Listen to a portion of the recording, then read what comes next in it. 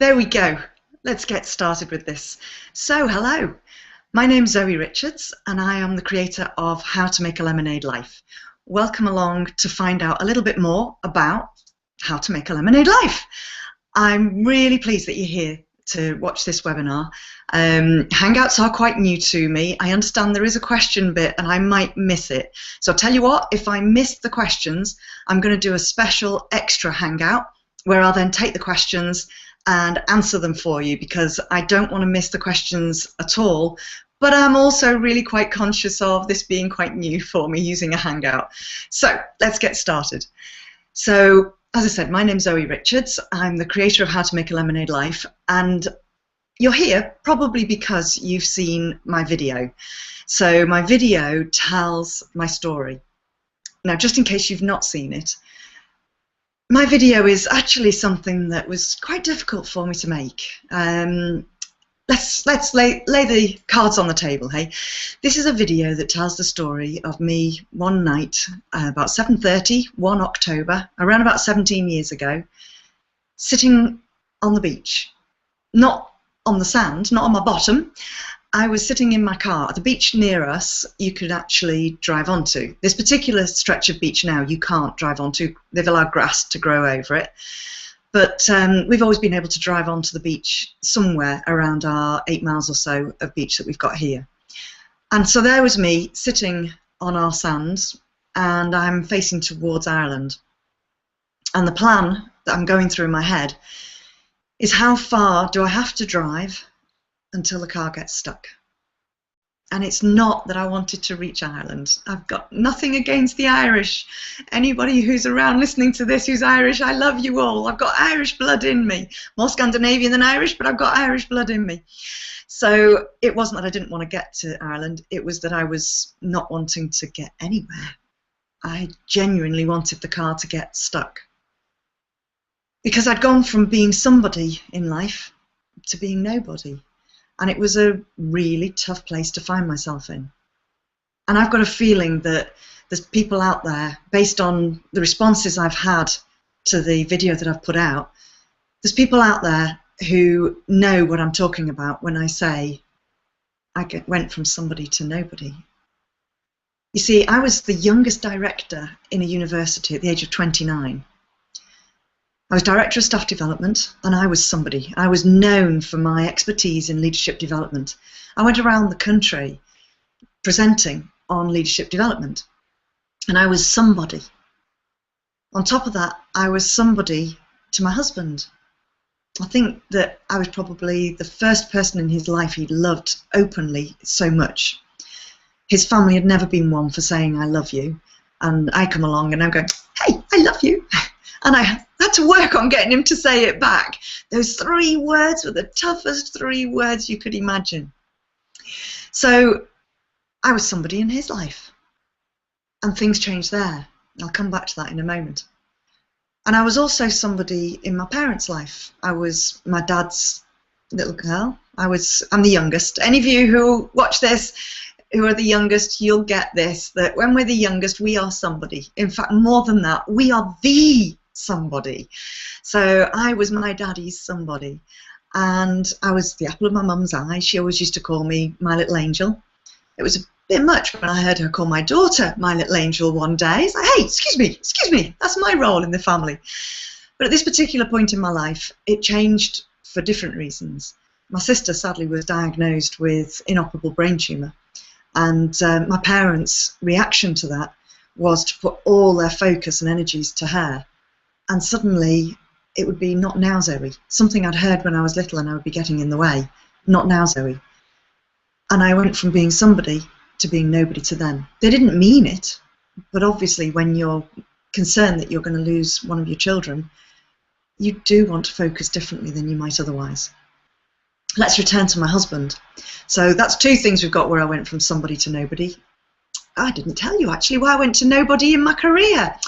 That was silly of me. So I was Director of Staff Development, and then I decided that I wanted to run my own business. And I wanted to run my own business because I'd had a baby, and I was finding that I wasn't at home with her very much. I wanted to spend more time with her. So I thought it was a great idea to set up my own management consultancy. Big mistake though. I became hugely successful, and I would be travelling around Scotland a lot of the time. I got work with the Scottish Executive and worked a lot in Scotland because that's where the Scottish Executive is. I got work with Scottish Hydroelectric, and guess where that took me? To Scotland. And I don't live anywhere near Scotland. Edinburgh's about a 4-hour drive from me. So I was quite often up in Edinburgh, and yeah, it was actually quite difficult. So I found that I went from somebody to nobody, because when I first started my business, something strange happened. And what happened was, I sat there for 3 months. Nobody knew I was in business. So I went from being somebody and being important and being asked to go around the country. And, you know, I had my file of facts. I felt like I was important. In fact, I tell you what, I also had one of the early mobile phones. It was an enormous chunk of a thing, but I was somebody because I had this mobile phone and my file of facts. Only trouble was the phone didn't ring. So I was pretty much nobody. So the bit about my husband, trouble with that relationship was I became jealous of the other woman. It happens to so many women. Only trouble is, the other woman in my husband's life, that was my daughter. And I learned jealousy. So this became a really difficult stage in my life. I'd become nobody in each of the 3 areas where I was important. In my work, in my relationship with my husband, and in my family. None of those situations were meant to make me into nobody. This was about my reaction to it all. And you know, it was such a tough time because I was sitting there on the beach facing Ireland, and I just wasn't going through with it. I failed at something else. I had the tears streaming down my face. I didn't have any tissue, and something that really bugs me is when people on the train go, I hate that. And there I was, one of those people doing all that sniffing as the tears were streaming down my face. So I turned the car around and I drove home, and I became the best wallpaper of life you can find. I put pretty wallpaper all over me. And what I did was do the make-believe of being happy. I went out and bought shoes. I went out and bought clothes. I used alcohol. I used food, chocolate mostly, crunchy bars, minstrels. I think they were the main culprits. Maltesers, oh, Maltesers, I'd forgotten those. So those 3 were my main chocolates that I would turn to, and a fair bit of them as well. And I also turned to laughter, comedy. So I would watch comedy because it makes you laugh. The only thing is it's short-lived when you're an unhappy person inside. But I gave all the signs of being a happy person. I also strengthened an ability I've got, partly because of the region I come from. In my region around Liverpool, we're all very good at laughing at ourselves. We laugh at ourselves first before you laugh at us. We'll crack a joke about ourselves first before you crack a joke about us. So a lot of that was getting in the way of me as well, that I was doing a lot of the cracking the jokes. Now you see, the trouble with that is my friends and family didn't notice what was going on inside me. My heart and soul were screaming, and nobody was hearing me. And nobody was hearing me because outside I was screaming a different story. And you know, some of my friends were probably going through their own difficulties, and I didn't notice what was going on for them, just as they didn't notice what was going on for me. And some of my friends just didn't notice at all because I'm doing this great wallpapering of life. And then some of them, well, they noticed, but I don't think they knew how to deal with that kind of raw emotion. So they took a few steps back and a few more steps back. I did tell one person what was going on. Actually, I told 2. I told the health visitor that I wasn't happy and that I just felt as though life was really tough. And her answer was, oh, that's normal. Don't worry about it. That's normal after you've had a baby. When I look back now, I realise I was probably suffering from postnatal depression. Relatively minor in comparison to other people, but even so, I was suffering from postnatal depression. But because she didn't recognise it as severe, she didn't realise what was going on for me. But the other person I talked to my mum about what was going on for me.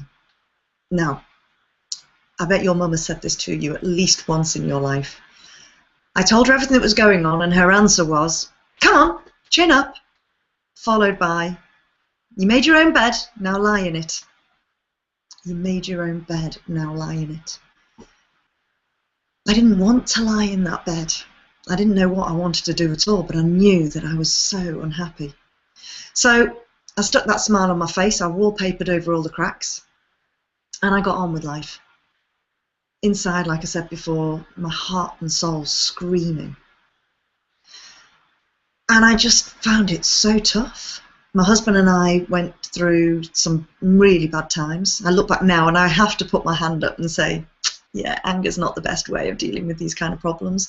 But that was my coping mechanism, was to shout and screech and become angry, and then once a month shout even more and screech even more and slam doors as well. Apparently one of the doors that was a bit hanging off its hinges, apparently that was my fault.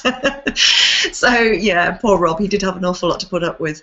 But things descended deeply into problems, and it wasn't helped by the fact that he wasn't doing well himself either. He was suffering from depression. Now Rob was provided with beta blockers quite early on, and we realised that it wasn't good for him when we attended the funeral of a friend's 2.5-year-old little girl, and Rob felt no emotion at all with those beta blockers. I was put onto sleeping tablets at one point and beta blockers myself, and yeah, that didn't do me too much good either, except I didn't have a barometer the way that Rob did. But Rob's and my relationship went downhill steadily, and we came to probably the worst part of it at the point where it was my 35th birthday. Now, my birthday's straight after Christmas.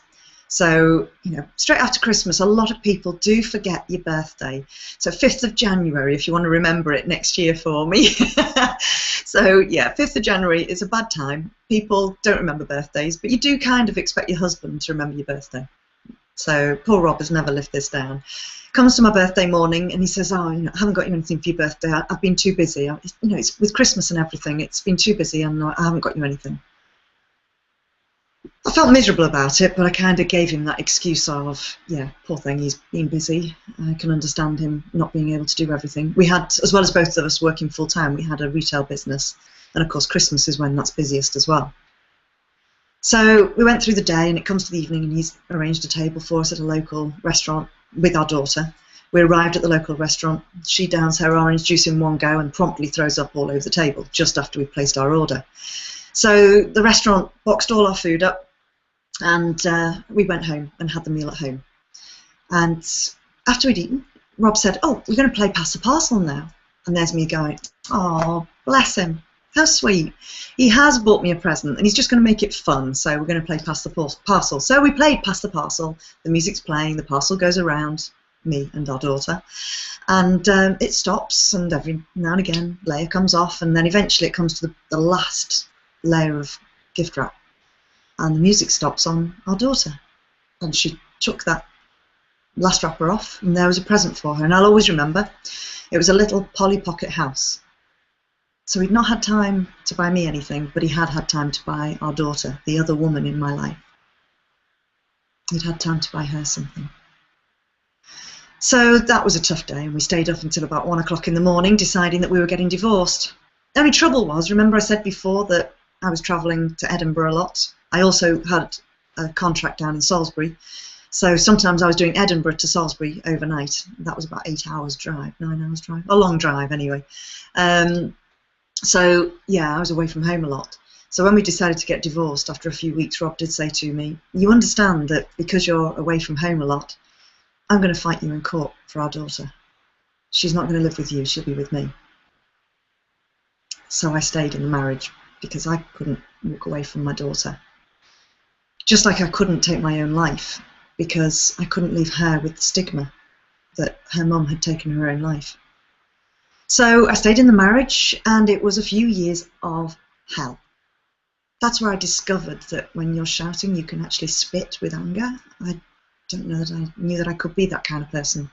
I'm glad to say I'm not now. So don't worry, you don't have to suffer that today. So yeah, that was a tough time. And yeah, I had to turn my life around. Now I started turning my life around when I realised I wasn't going to take my life, which wasn't the night that I turned the car around, by the way. That happened sometime later when I realised it wasn't going to happen. Actually, I'll show you how I knew that I wasn't going to take my own life. So I had a notebook and I got the pen and I drew the line down the middle of the page, and on one side we had the pros and on the other side we had the cons, and I wrote down what were all the good reasons for me to take my own life, and there were plenty, I can tell you, and I wrote down all the things against taking my own life. One of them was, and it still makes me giggle, I don't know why I'm looking at this piece of paper as if it's listed there. One of them was that if I took the car into the sea, salty water would go up the exhaust and Rob wouldn't be able to use the car again. He'd need the car. But the biggest one was that I couldn't leave my daughter with the stigma of her mother having taken her own life. But that creation of the pros and cons list, that was the start of me turning my life around, because I realised if I could produce a pros and cons list for taking my own life, maybe I wasn't quite at rock bottom after all. But you know, it's really hard to know when you are at rock bottom. I've had messages from people who said that the video that I've put out there that's on YouTube, until they watched me doing that, they'd not realised that they were depressed. Some of them saying they'd not realised that they descended back into depression. And I thought I'd just share some statistics with you. Do you know that men are 3 times more likely to take their own life than women? 3 times more likely. And that's believed to be because men don't seek help at earlier stages where women do. And it's also that men look for a method that is actually going to enable them to succeed. Whereas women, we are more likely to do a kind of approach to taking our life that is more of a cry out for help, not to actually succeed at taking our own lives. That scared me when I discovered so many men, more men than women, will succeed. But depression is something that is more prevalent in women than it is in men. So it's something that we really do have to be aware is there for all of us.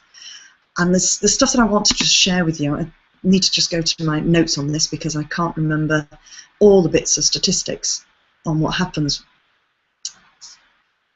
The most common mental disorder in the UK is mixed anxiety and depression. So that's people saying that they're feeling anxious as well as having some form of depression.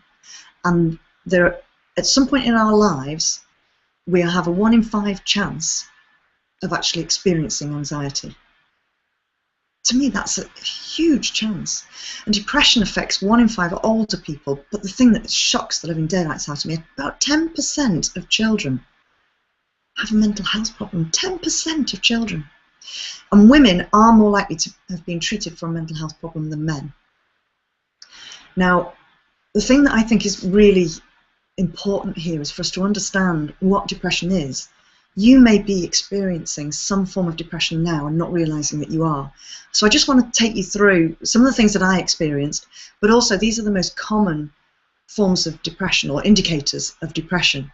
So just let me take you through these and see whether any of these relate to you. You may find that you are very irritable, that your mood is depressed. For me, it very much is an irritability. I call it nangy. So when I get nangy, that's a pretty good sign for me that I am actually not in my normal state. The reason I call it nangy, nang, nang, nang, nang, nang. You know when you get irritable, nang, nang, nang, nang, it's nang, nang, nang. So it's nangy. That's, I don't know if that's my word, but certainly it's the word that I use.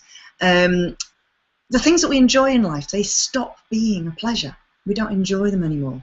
So I know for me, I found that I lost interest in music. I am a not brilliant musician, but I am a musician, and I lost interest in music. I also found that I was just throwing myself into my work, so I didn't have time for anything else in life.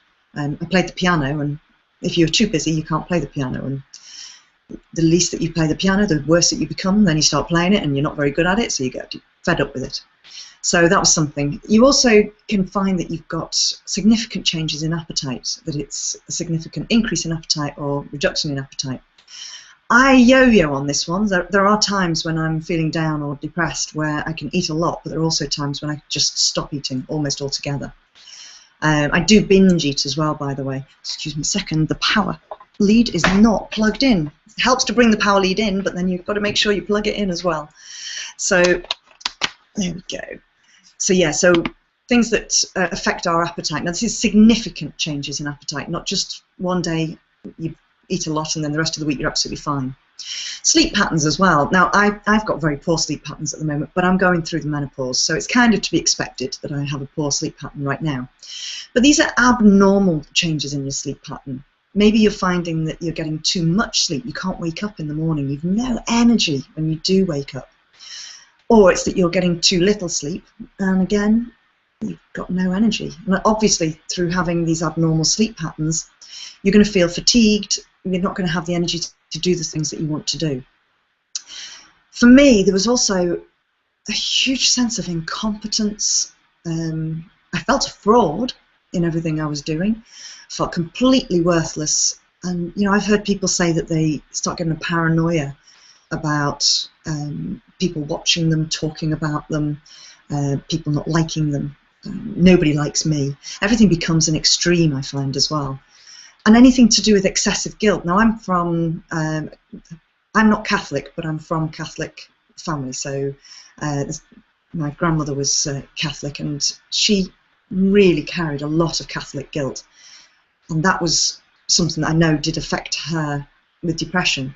But Catholic guilt may not be the guilt that we're talking about here. So, you know, when you are feeling as though it's your fault, perhaps you get the, oh, I've done something wrong. When somebody says, oh, I need to talk to you. I went through this phase when I was suffering from depression. Every time the boss said that she wanted to talk to me, oh my God, what have I done wrong? I must have done something wrong. Obviously, I've done something wrong. What have I done wrong now? And that, of course, led to me making mistakes and getting things wrong. That, I think, also led to the next one I was going to say about as well, which is I kind of found that I couldn't think things through properly. Even, what do you want for tea tonight? Couldn't make my mind up what I wanted for tea tonight. I couldn't even decide, should I wear these shoes or should I wear those shoes? Should I wear that dress? Should I wear that dress? Well, maybe I'll wear a pair of trousers today. There were some days it was almost impossible to think about what I would wear for work. And when I was in work, I'd find it really difficult to concentrate on things. Then, of course, there's the problems around overwhelm, and I know a lot of people experience feeling completely overwhelmed by what's going on in their life. And the ultimate for me was the thoughts of death and suicide. Now, the beach where I drove onto, every morning I would drive around the roundabout to go off along our coastal road. And in going along the coastal road, I had to pass the end of the bit of beach I could drive onto. Every single time, as I'm coming around the roundabout, facing the beach, I'd have that thought of, should I take my own life? Should I just drive onto the beach today?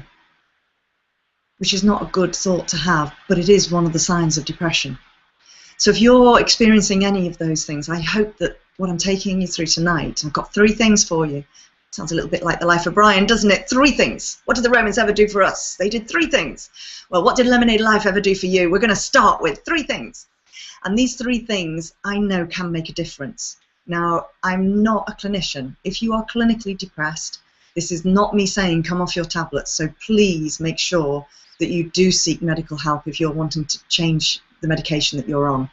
These 3 things I know will make a difference for you on top of what other strategies you're using at the moment. Now then, the first one, I need you to stand up. Come on, stand up.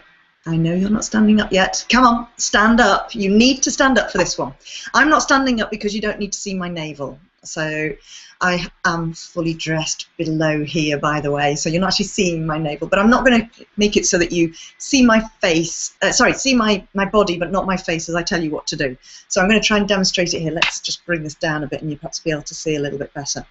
So hands on your hips and chin up. I want you chin up. Come on.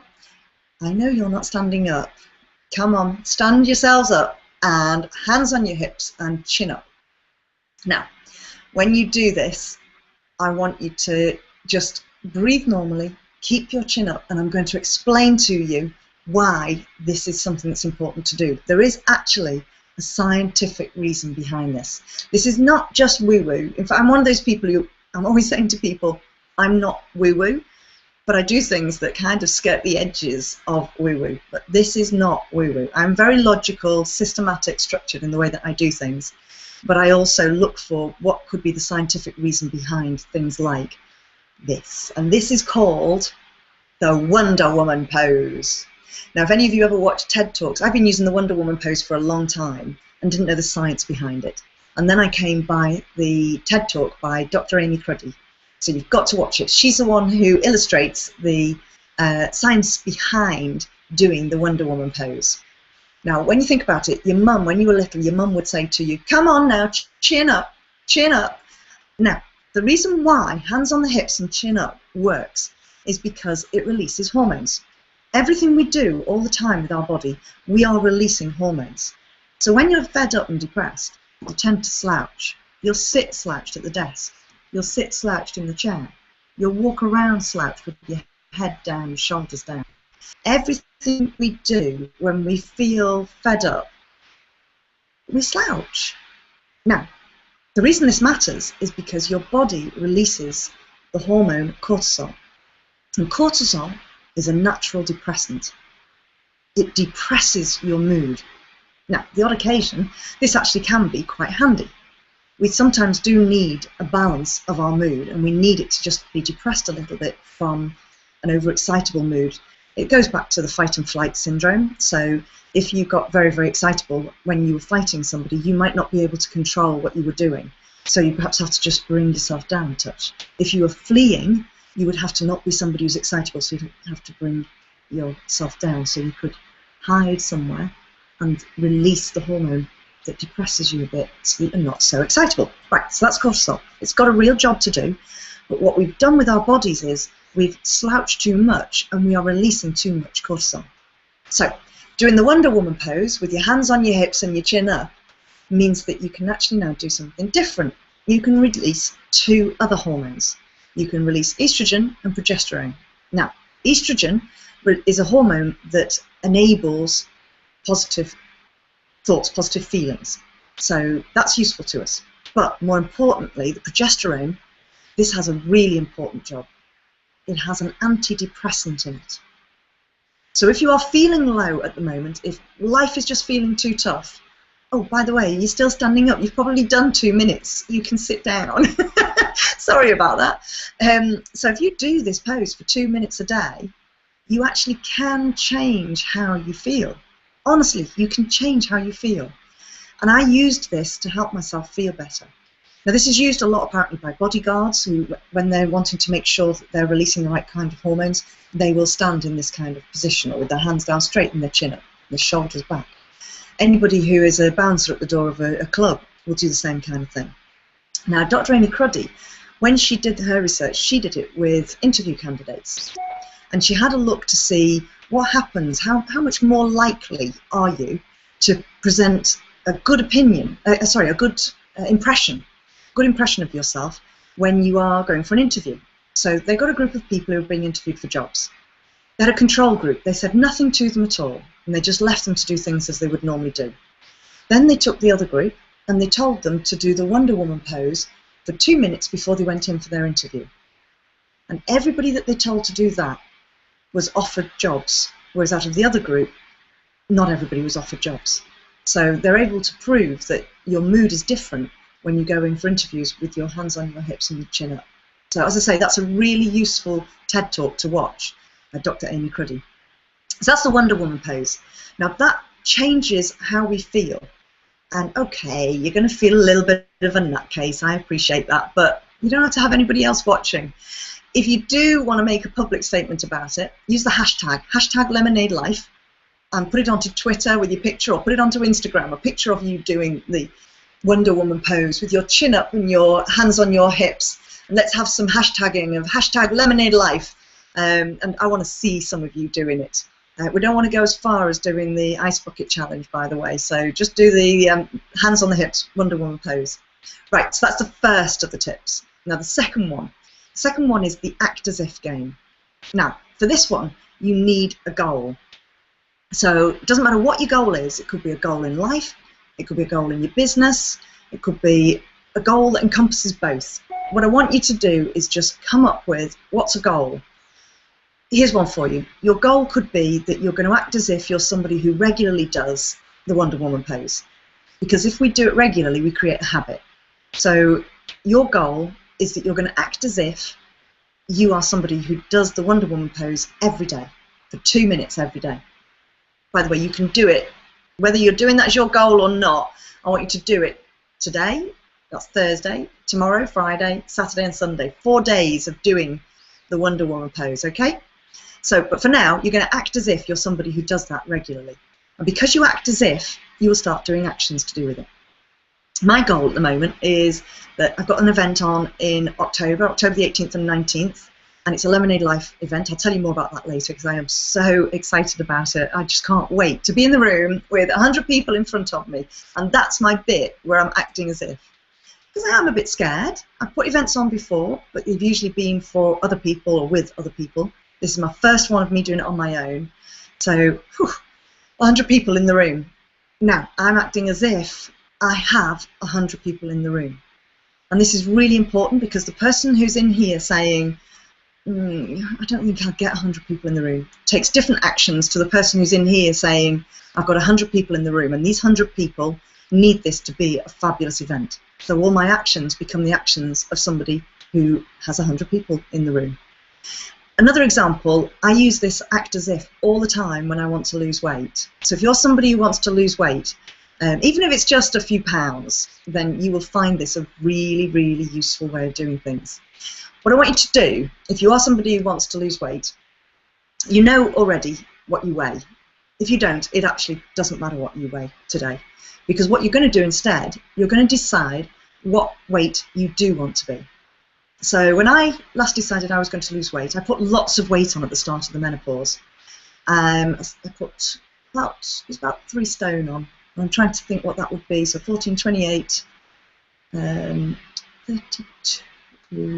42 pounds. So I put 42 pounds on when I was at the start of the menopause, and I decided I want to lose that 42 pounds. I actually made it harder, and I decided I wanted to lose 44 pounds. I wanted to be 9 stone 12. 9 stone 12 is 138.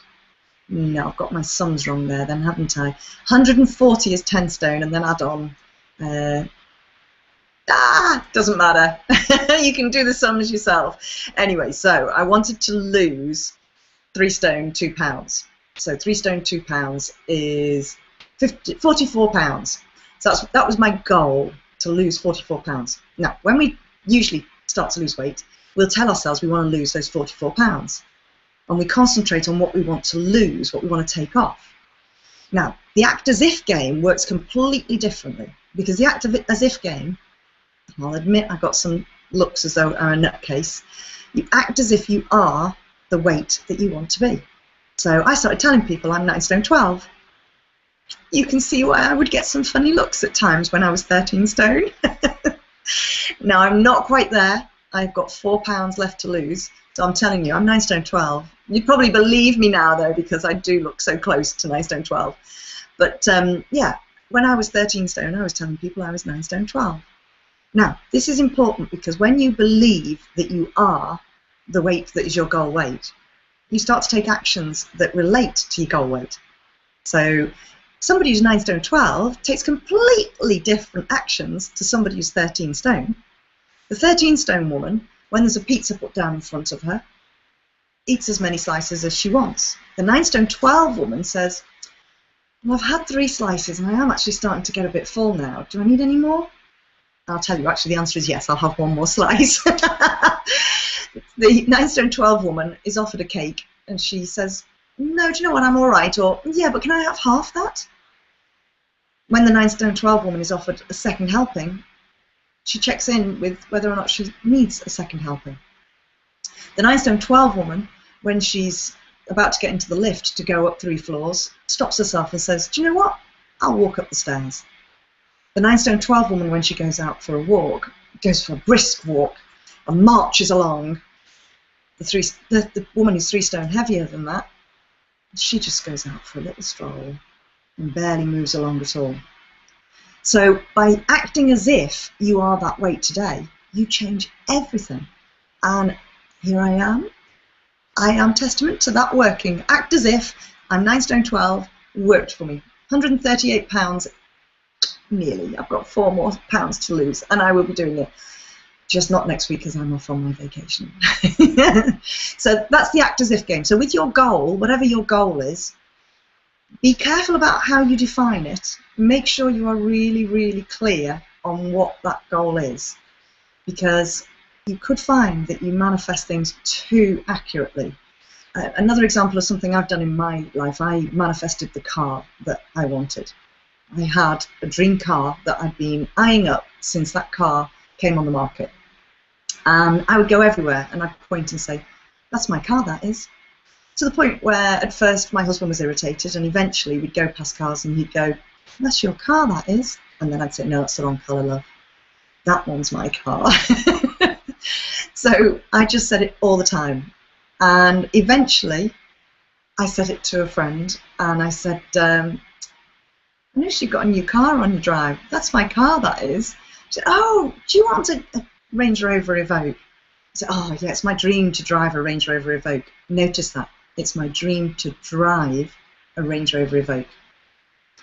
So she picked up her keys. Go on then, drive mine. I manifested my goal.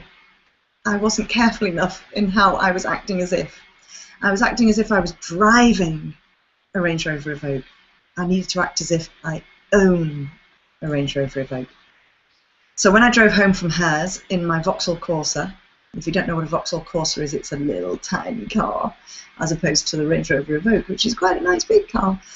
And I drove home readjusting what my goal was so that I could act as if I am the owner of a Range Rover Evoque. Do you know one of them? I adjusted my seat back, because in a Range Rover Evoque you sit up more upright, whereas in a Corsa you sit back more. So I started to drive like somebody drives in a Range Rover Evoque. And I also imagined, and as I drove past other people in their Range Rover Evoques, I'd give them a little wave and a nod. There must be some people around our area who think I'm a nutcase. But I'm a happy nutcase, so it's okay. So that's my act as if. So make sure you get that goal absolutely clear. So as you start to act as if, you get what you're aiming for, rather than something wrong, something that wasn't quite what you wanted. So there you go, that's act as if. Now, the third one, remember, we're doing the what did the Romans ever do for us, so what did Lemonade Life ever do for us? Your first one is the Wonder Woman pose. Your second one is the act as if game. Your third one is the small things bucket list. Now, I'm one of those people who created a full-on bucket list. So when I was 48, 48 is an important one because I don't have a problem with zeros. So I've had no problem with turning 20, with turning 30, with turning 40, with turning 50. None of those have fazed me at all. 19 was okay with. 29, I didn't like 29 at all. 39, I hated 39. 49 was looming. So at 38, I thought to myself, I need to do something about this. I've got to make sure that 49 is not as bad a year as 39 was. So I started to plan my bucket list. Now this isn't my small things bucket list. I'll come back to that one for you in a second.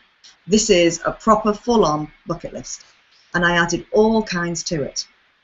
I don't know if you can see that. There is one of my bucket list things. So that is a tattoo. It's a really important one, by the way. It's, can you see? I'm not sure if the light's too bright. So that should, I think I put it the right way around to say that that's a 3 or an E. That's an E, I think, that way, from the way you're looking at it. And that way, no, that's the E, that's the 3. And then it's an open heart for the love still to come. So E for my daughter, 3 because there's 3 of us, and the open heart because there's still more love to come in my life and in our family. So that's one of my things on my bucket list. Going to New York was one of the things on my bucket list. I've still to do another trip to New York because another thing on my list is to run a 10K distance around Central Park. So I'm going to do that one hopefully next year. Stand-up comedy, that's something else that I've done from my bucket list. Swore in front of my dad. My dad's one of those people, if you say crap and shit, he counts how many times and then tells you, do you realise you've been in this house 20 minutes and you've already sworn 6 times? So I decided I would use the F word in front of him. I did tell him immediately I'd done it, that this was part of my bucket list, and thankfully, phew, he laughed. So that's part of my bucket list. But what about the small things bucket list? Right, when I was in the depths of despair, and I was trying to turn things around from wanting to take my own life to finding a way to actually live in the life that I had made and the bed I'd made for myself, and I created the start of my small things bucket list. And that's what I want you to do. I want you to start creating your small things bucket list. It can be anything at all you put on there. One of the things I put on was that I would take Earl Grey tea bags into work. I like Earl Grey, and in work they all had Yorkshire tea, the kind of tea you can stand your spoon up in, and I hated it. And yet I would drink that every day and not enjoy a single cup of tea all through the day. Whereas once I took in my Earl Grey tea bags, I was able to enjoy having a really nice cup of tea. Linked to that, I took in a fine bone china mug. Being an English rose, I had to have a fine bone china mug. My sister then bought me a new one to take in. I still got the one that she bought me. One day, that mug vanished. The one that she bought me, it just wasn't there anymore. So I sent out a note asking if anybody had found my lost mug and saying that it was really important to me because my sister had bought it for me. I got a ransom note. Somebody wanted ransom for my mug. I paid up because I wanted my mug back. It was an important mug to me. And yeah, I had to pay up with chocolates. So, but anyway, got my mug. Other small things you can do on your bucket list. Pass on a smile. I do that one every day. You know when you go to the supermarket and the checkout girl looks really miserable? I work really hard that by the time I say bye-bye, I actually will have her smiling. Recently, there was a young girl who, the woman in front of me in the checkout, she turns around, she packed all her bags away, she turns around to the girl at the checkout and goes, "Remember, smile," and marched off with her trolley. So I said to the girl, "Oh, was that your mum then?" "No, I've never seen her in my life before." "Oh, I assumed with the way she was talking to you that it was your mum." "No, apparently I wasn't cheery enough for her when she arrived, but I did do exactly as I'm about to do with you now, which is, 'Hello, do you need any help with your packing?'" And you know, she was a lovely girl, and we nattered for a bit. And I told her about my philosophy of be more penguin. If you don't know what be more penguin is, watch the cartoon Madagascar, and at the end, the penguins get onto the cruise ship, and the captain penguin goes, "Smile and wave, boys, smile and wave." So when somebody annoys me, or when I think somebody's gone off on one unnecessarily, I just say to myself, "Be more penguin." And it puts a smile on my face because I know what I'm doing is, yeah, drop. So I told this girl about it, and as I walked away, I turned to her and said, "And remember, be more penguin." And of course, she just peeled with laughter. So that's my aim whenever I go shopping, is that I look for a way I can pass on a smile. But I do it every day. I want to pass on a smile either in Facebook and social media, through something I write, or in person with somebody, through any interaction at all. I'm looking for ways I can pass on a smile. That one to me is really important for a simple reason. When you pass on a smile, you get one passed back. So it cheers your day up, and I love it for that. Other things to put onto the small things bucket list, it could be something as simple as having a favourite spot and going to your favourite spot. Now, I've got a favourite spot. It's called the Ingleton Waterfalls Walk, and I love the Ingleton's Waterfalls Walk. And in the summer, if you go to the top of the waterfall, there's a little pool there, a very still pool.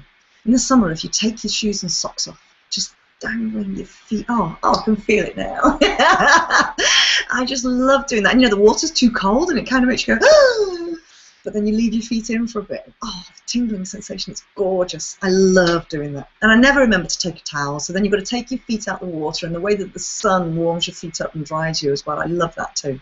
So that's one of my small things bucket list items. It might be that you like walking on damp grass. Go and do it. It could be that you just want to have 10 minutes of your day to yourself. Maybe to meditate. Maybe just to have 10 minutes to yourself. Well, do it.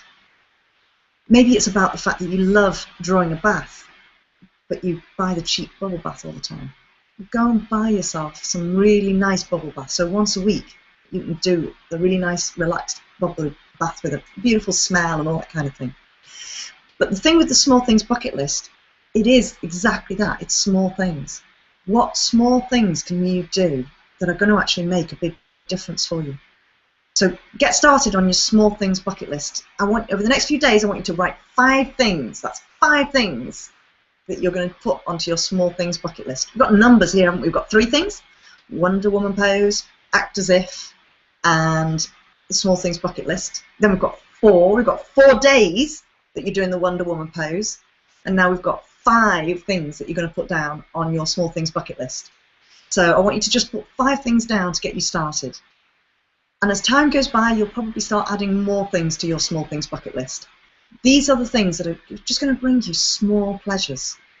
Maybe it's that you're going to get up off the train, stop early, and walk that last stop because you want to enjoy just having a few minutes to yourself, and that's the way to get it.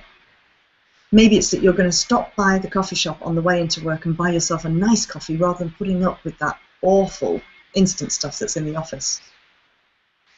Or maybe it's that you're just going to switch off your computer 10 minutes before bed and not have any interaction from from the barrage we get from the internet these days. Actually, do you know, this is quite an important one as well, particularly if you are finding you've got abnormal sleep patterns. Our mobile phones, our tablets, our computers all put out a blue light, and blue light actually does stuff to, I've forgotten the word, stimulate. It does stuff to stimulate us. So when you switch off your computer late at night, or you still look at your phone in bed, or you look at your tablet in bed, you're actually still stimulating yourself, which can add to poor sleep patterns. And if you're somebody who is prone to depression and re-enters, I've done it, I've had cycles of depression. I know that my daughter has had a couple of cycles of depression, my husband's had a few. His depression has related to his health, because one of the things that I didn't realise, you might remember earlier on, before I said that he was depressed and he was on beta blockers, what we didn't realise at that time was he was experiencing the early start of multiple sclerosis. And so he still gets bouts of depression now. He has to pull himself out of it, but it's when it's the change in his health because his multiple sclerosis worsens. So we do find that that does impact on him. Now, the sleep pattern bit, if you are feeling that things are going downhill because you are going through one of these cycles, you're not going to help yourself if you are playing on your tablet at night, you're going on Facebook or Twitter or whatever on your mobile phone before you go to bed, or if you switch off the computer moments before you go to bed. There's one more thing in this set as well, the TV. So it's reckoned that you need a good hour before you go to bed, but even if you just do it for 15 minutes, that's better than where you are now. So you could put down on your small things bucket list, you're going to switch off all electricals for 15 minutes before you go to bed, just to give yourself that little chance not to be quite so stimulated. So they're the 3 things that I've got for you for helping you to make a lemonade life. Oh, but I promised earlier on that I would tell you all about the event that I'm putting on. And you know, I am so excited. And there's going to be a few things leading up to the event as well. Next week, I'm going to have a couple of videos going out for you to be able to watch about creating your lemonade life strategy. I'm going to start looking at how do you create that lemonade life strategy.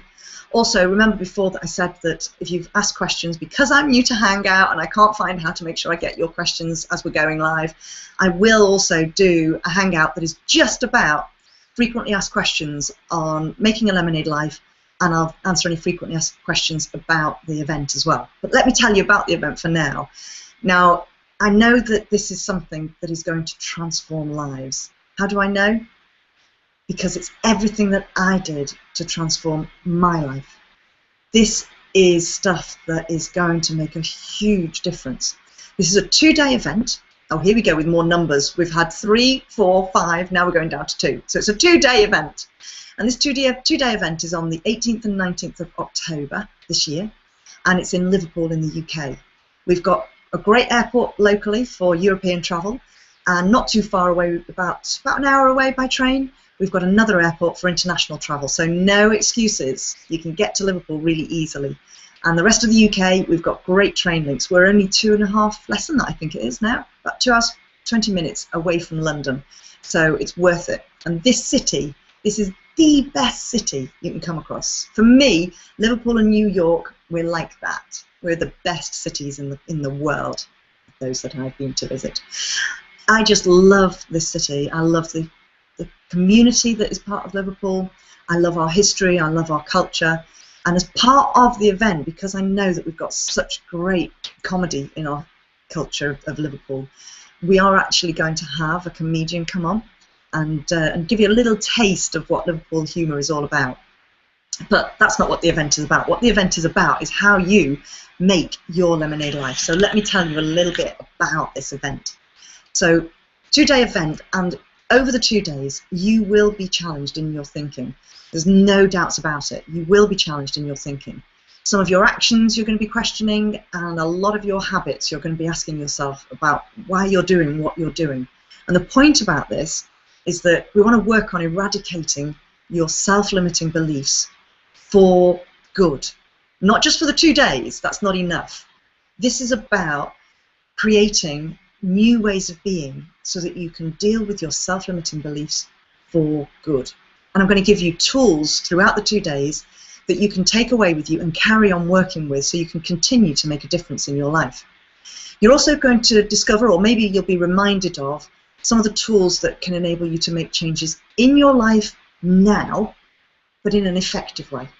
These are small changes that make a big difference. It's not my way to do big, grand things now. You'll have noticed that from doing the Wonder Woman pose, doing the act as if game, and doing the small things bucket list. I'm not into doing big things. I'm into what are the small things you can do today that will make a big difference in your life tomorrow. And you know, over the 2 days as well, you're also going to discover you're not alone. You'll discover that partly through the stories that I'll be telling about my own experiences, but also through the stories of other people. We're going to have some guests who will be coming along as inspirational women to share their stories as well. But I also hope you will share your story as you meet like-minded peers. We've got 3 spots where you can write a little bit about your story at the venue. Oh, I must tell you about the venue shortly because it's amazing. I'm so excited about this venue. I keep on going back to it because it's so fabulous. Anyway, I wasn't meant to be telling you about that just yet. So you're going to meet like-minded peers and really, you know, create a bit of a community going, because you're going to feel supported by this group of like-minded peers. You're going to feel as though you are part of a community. And right from the moment you buy your ticket, you become a member of the Lemonade Life Live Facebook group. So you will start to build relationships, start to get to know each other, and be part of a community before you even get there. So that way you'll feel supported before the event, you'll feel supported during the event because of the way that I'm organising things, and you'll also feel supported after the event. And that's because with the venue as well, I've asked them to make sure that they work with me on this. I want you to have the Lemonade Life experience, literally all the way through. Now what that means, sure, there are going to be some things that won't work perfectly. They're the lemons in life. But in order for us to make lemonade, we do need some lemons. And what you will find is that if something does go wrong, you will experience me dealing with that in a resourceful way, because I've learned how to be resourceful. My first hangout, if you tried to come and watch that last week, I messed up. But you know, I was resourceful. And for those of you that could get into the GoToWebinar part, we at least did something. So through experiencing being part of a Lemonade Life, you will learn how to have your own Lemonade Life. But it doesn't all end there. You're going to feel energized over the 2 days. And you know what happens after you felt energized? Things change. You go home and you're feeling slightly different. You go into work the next day, you feel slightly different. You get home from the event and the other half has left the place in a complete mess. Now, your normal way of doing something about that is probably to either sigh, here we go, I might as well tidy the place up, or is just make sarcastic remarks, here we go, I might as well clean the place up. Somebody else hasn't, have they? Or it might be that you start getting angry. Well, I might as well start cleaning up because you've not done anything all weekend. Right, the whole point of this event, this 2-day event, is that you walk away with strategies that you can use after the event. And it starts from the moment you get home, from the moment you walk into work the next day, because your journey is only beginning at the event. And you know, when you have the lemons being thrown at you and it does feel tough, you just come and revisit the Facebook group. You get that support so that you remember what strategies you're putting in place to create your Lemonade Life. And this is so important. It's important for you, it's important for your family, it's important for your colleagues. It changes lives. Now, I used to be somebody who was really quite angry, and through these strategies, I've actually developed ways of working, ways of being, ways of living, ways of interacting with other people that is the Lemonade Life way. I don't respond with anger anymore. Okay, maybe once or twice, but not very often. But the thing that I notice now is when the anger starts building up inside me, and I know that it's happening and that there is something I need to do about it. So you're going to get the opportunity to relax during the event. You'll be connecting with all kinds of people. You'll reflect on your own life, what you've got, where you've been, where you're going. You'll also get the opportunity to listen to other people's stories and share your own. And you'll learn small tools, small tips that will make a big difference. This is not just for you for one day, it's for you for your life. And if you're in business, this is something that will also impact on your business in a big way forever. This is about having a lemonade life forever. So Make a Lemonade Life puts you on track so that you can live the life of your dreams. You can be the person you want to be, and you can be authentically you. That's a much overused statement, but this is honestly, truly about being authentically you.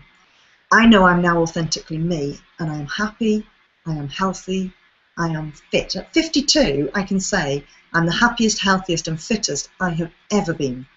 I'm not the skinniest, but when I was 8 stone, would I want to go back there? I'm not sure I would. I am 9 stone 12, you know. So you are going to be able to be the authentic you. When you give yourself permission to live this life that you want to live, when you give yourself permission from now, from today, you can start making a difference from today. When you start living a lemonade life, you are doing so much for you and for your family. You are giving yourself permission to live a life of freedom. Freedom from the constraints of your job, freedom from the difficulties going on in your family, freedom from your commitments in your life, freedom from what you hate about your life. It's freedom to live in a way where you can be happy and fulfilled. And that's what I want for you. So is that what you want for you? Because if it is, it's time for you to actually be making your lemonade life. Now then, I did say I'd tell you something about the event. I really do want to tell you this before I tell you how you can buy tickets. And if you don't know if you can afford to buy the tickets, or if you don't know if you can get the childcare, I'll also tell you how you can join the Facebook group that enables you to manifest what you need to be in the room on the 18th and 19th of October.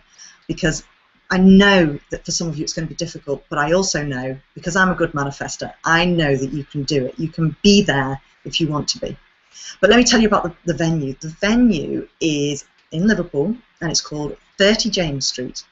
And 30 James Street, we locally call it Home of the Titanic. And it's called the Home of the Titanic because this is the old White Star building. And the White Star building was the White Star Company were the people who owned the Titanic. Now don't worry, Make a Lemonade Life is not about to sink like the Titanic. It's not going that way. It's also not going the way of the White Star Company. The White Star Company who owned the Titanic, they had a bit of a riot outside the building from people wanting to know what had happened after the sinking of the ship. They were really quite scared to go in amongst the riot and tell people that their family had died. Apparently there were a lot of people from Liverpool who were connected with the ship in one way or another, either as staff or travelling in the bowels of the ship to go to New York. So there were a lot of people from our city, or connected to our city, who were therefore in the city wanting to know about loved ones. And the owners of the White Star Company stood on the balcony and they just threw the names into the street. Can you believe that? They just threw the names into the street. These are the people who died. Horrific, isn't it? Anyway, because that's the building that was owned by the White Star Company, and the White Star Company owned the Titanic, we do locally call this the Titanic, the Home of the Titanic Hotel. So it's a fabulous building. It's got the most amazing chandeliers from the ceiling. It's got kind of like cameos to how the Titanic might have looked. Not exact, because you're working with a building rather than a ship. And it's got parts of the Carpathia, things from the Carpathia, who picked up a lot of the survivors from the sea. They have bits of that ship in the hotel as well. So it's fabulous. It's an amazing place. Now, there are 2 tickets, and because of that link, there's a reason telling you about the Titanic bit. Because of the link with the Titanic, the tickets are called standard price. I decided not to go for third class, being the down the bowels. We don't need to go there. So we've got the standard price, and that's £497, and we've got first class ticket, that's £697. So what do you get? Well, for both of them, you get your ticket for the 2-day event, your ticket being part of a personal journey of transformation. Obviously, from what I've said before, transformation for the better as well. For the standard ticket, you also get a goodie bag, and this isn't, if you've been to an event like I have, I don't know about you, but I'm fed up of these so-called goodie bags that are literally just infomercial bags. They're full of people's leaf. I've looked inside some sometimes, going, okay. Occasionally you get a mint, yeah, thanks. What I want is a goodie bag that is full of everything you need for the 2 days. So we've got a bottle of water in there, we've got some tissues, because you might find that there's a moment where you do want to cry. And remember, I said before, I can't stand the sniffing on the train. So there's a packet of tissues in there. You've got your workbook for the 2 days as well. And you've got a notebook to be able to write your own notes, and a pen as well. So that's your goodie bag. You also, throughout the 2 days, get all your refreshments. The head chef has actually guaranteed me as well that he can deal with any different dietary needs. So I'm somebody who's gluten-free and I'm vegetarian. So actually I generally say I don't eat meat, because occasionally I have to eat meat because I can't eat anything that's got gluten in it, whereas it's not going to kill me to eat some meat. Don't like it, but anyway. So this time round I'm making sure that we've got a head chef who's going to do amazing things. Oh, and they've also said that for lunch each day they're going to sort out some lemonade for us, so that they're going to be part of the lemonade life. So you get your refreshments throughout the 2 days, lunch on both days as well. Now there is an option with the standard ticket. You can upgrade to include the champagne reception. I don't know why I'm saying champagne, it's Prosecco. I like Prosecco, so we're going for Prosecco. The Prosecco reception, and come along and join me with my guests who are inspirational women, and you also get the evening meal, and that's for £25. You get access to the Lemonade Life online community before the event, from the moment that you buy your ticket right through the event and after as well. And you get the option to upgrade to purchase the online program to Lemonade Life Online. That goes on sale from the first week of September for the next group to go live on the 24th of October. And so the price, if you buy your ticket for the event, is £250. So you're effectively getting around about £50 off the price. On top of all of that, you're getting networking with your peers, you get access to information that really will change your life, and you get to experience my city, Liverpool, and Liverpool's, well, actually I think it's probably the Northwest's finest hotel. It really is the most amazing place to come to experience a Lemonade Life. Now, we've also got the first class ticket. The first class ticket is £697, so you still get your 2 days to the event, and you're going to be able to transform your life, but for the first class ticket, you get the first couple of rows, so you get sitting in the first couple of rows to be at the front. You also get a canvas Lemonade Life goodie bag, packed full of everything I told you about before, and still getting the refreshments over the 2 days. Now, your Prosecco reception and the evening meal is included in your price, so that's not an extra for you. You also get included in the price the Lemonade Life online program. So that's valued at £300 or £250 for those people who are wanting to upgrade to the Lemonade Life online program from the standard ticket. So you're getting that for £250. You're getting it within your ticket without having to pay extra. You also get 2 extras which are really special. The first one is you get the opportunity to book in a free 30-minute personal coaching session with me. There will be time slots available through to the 23rd of December. So you need to make sure that you book in early to secure your time slot. Once those time slots have all gone, they're gone. So there won't be any more after the 23rd of December. There will be slots available from just before the event through to the 23rd of December. Now, on top of that, I work with a kinesiologist, Michelle Lowbridge. Now, Michelle is somebody really quite special. Oh, if you don't know what kinesiology is, by the way, this is about muscle memory, and so it's helping you to look for limiting beliefs. And Michelle has got a specific area of skill around looking at muscle memory with limiting beliefs. So she will work with you on a 15-minute limiting belief session as part of your first class ticket. So again, she's got time slots that will be available from just before the event through to the 23rd of December, and you must make sure you buy your ticket and book in your slot early to make sure you're guaranteed of a time slot that suits you. You don't want to miss out on that. So that's all part of the first class ticket, which is really special. It's well over £1,000 worth of value. I think I worked out as something like £1,300 worth of value, and you get that for £697.